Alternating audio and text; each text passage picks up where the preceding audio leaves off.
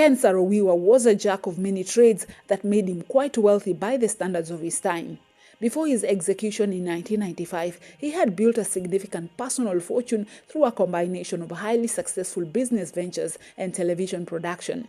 He was indeed privileged and would have gone to live a quiet life abroad with his family and forget about all the problems in his home country. Yet his heart was fixated upon fighting for the rights of his tribesmen, the people of Ogoni, who occupy the Niger Delta region in southeastern Nigeria. And while his primary focus was the environmental and political rights of the Ogoni people against multinational oil companies in the Niger Delta, his independent financial success gave him the resources and independence he needed to fund his activism and advocacy through the movement for the survival of the Ogoni people.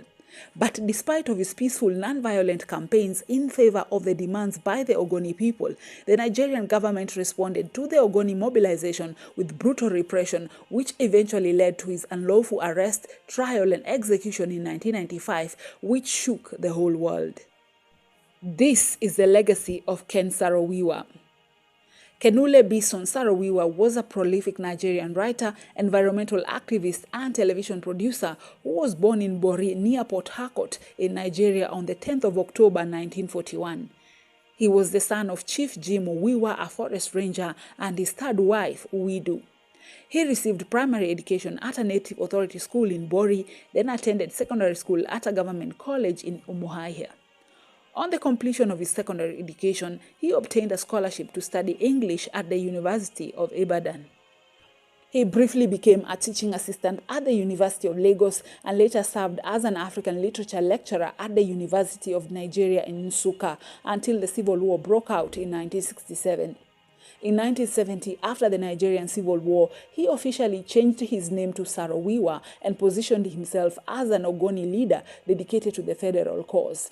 In the early 1970s, Saro-Wiwa served as the Regional Commissioner for Education in the Rivers State Cabinet, but was dismissed in 1973 because of his support for the Ogoni autonomy. In the late 1970s, he established a number of successful business ventures in retail and real estate, and during the 1980s concentrated primarily on his writing, journalism, and television production. His intellectual work was interrupted in 1987 when he re-entered the political scene, having been appointed by the then newly installed military president, Ibrahim Babangida, in order to aid the country's transition to democracy.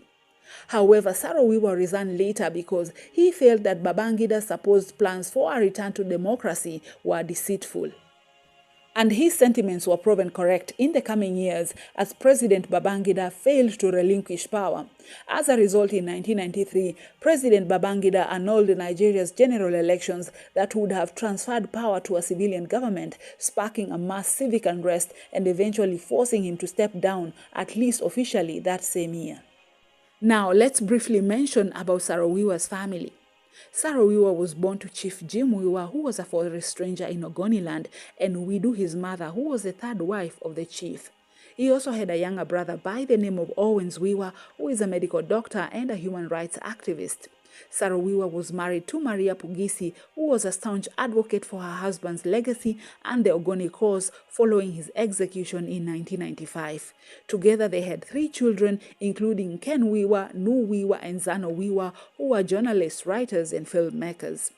In addition, Saro-Wiwa had 2 other daughters, namely Singto and Adele, with another partner.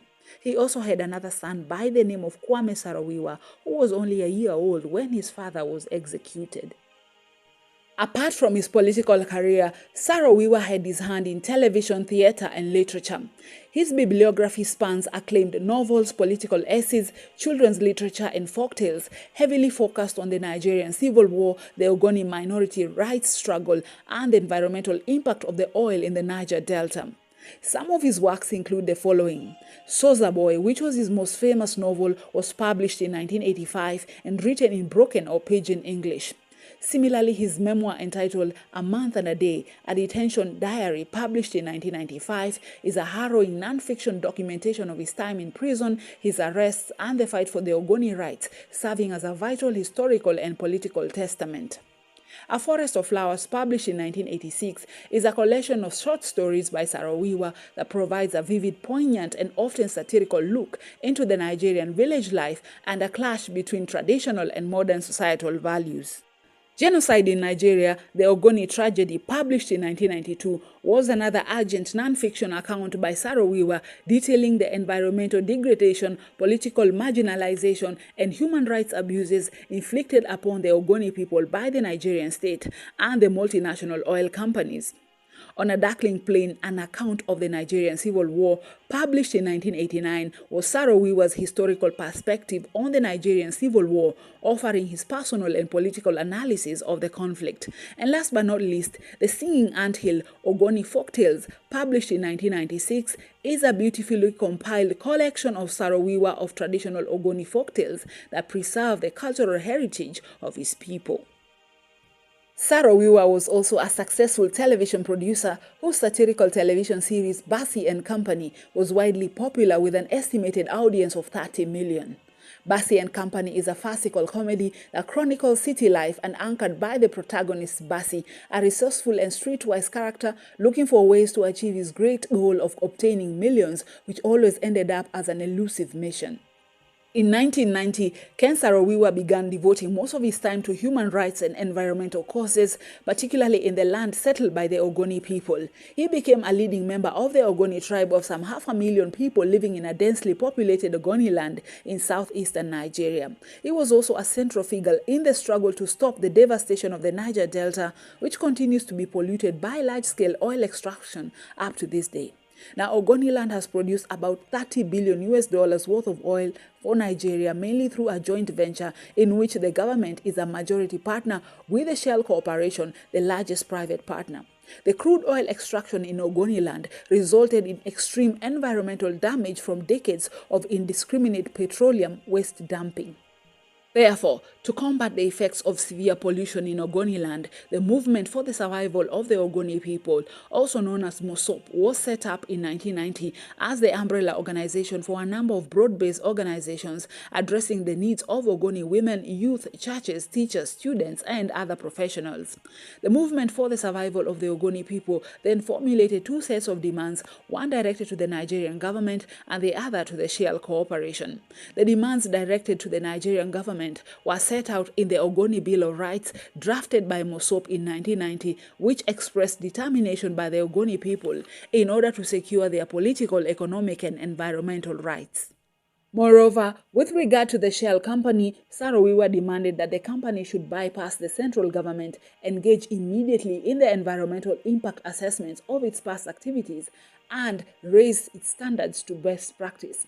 In mid-1992, Ken Saro-Wiwa broadened the reach of the Movement for the Survival of the Ogoni People by mainly focusing on the Shell company and criticizing the destructive impact of the oil industry, which was the main source of Nigeria's national revenue on the Niger Delta region, and demanded a greater compensatory share of oil profits for the Ogoni people.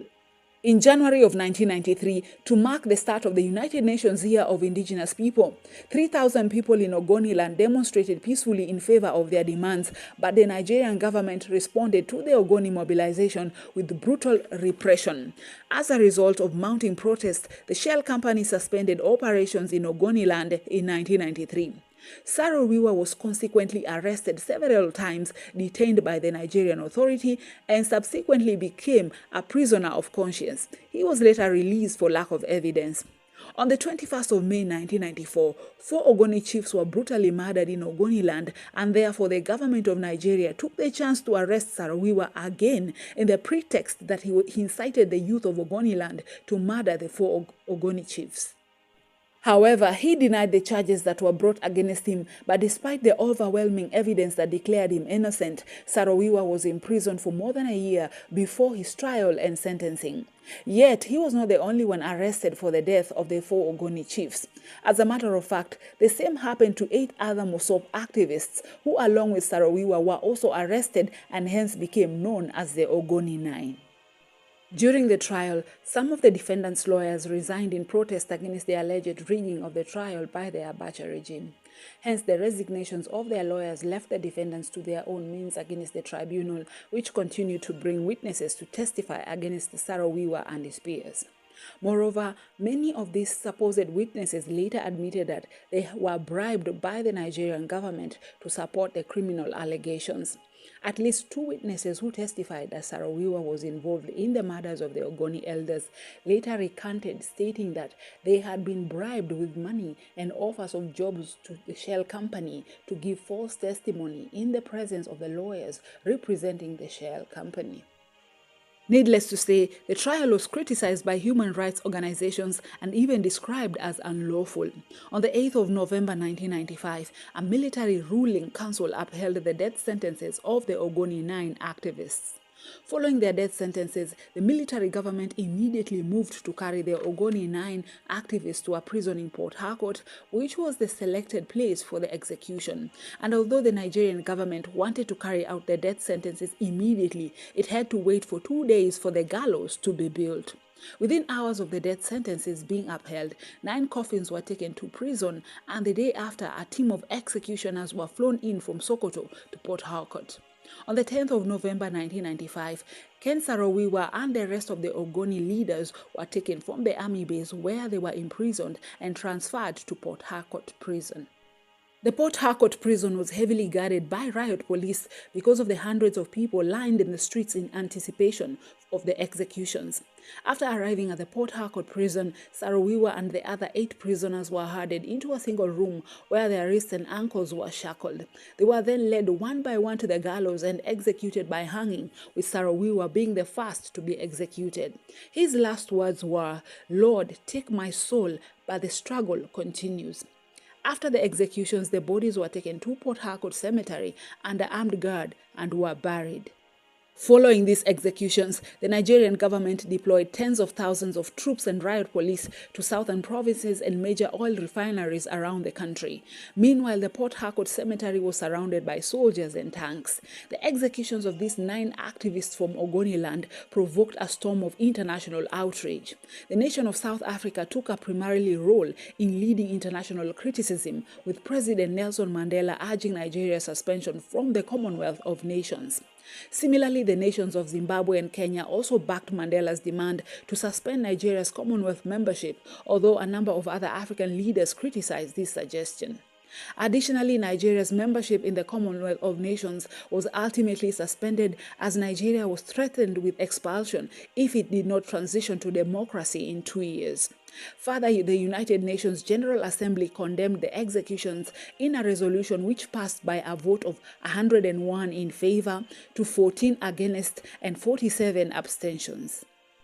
The European Union also condemned the executions, calling the act as a cruel and callous act, thereby imposing an arms embargo on Nigeria.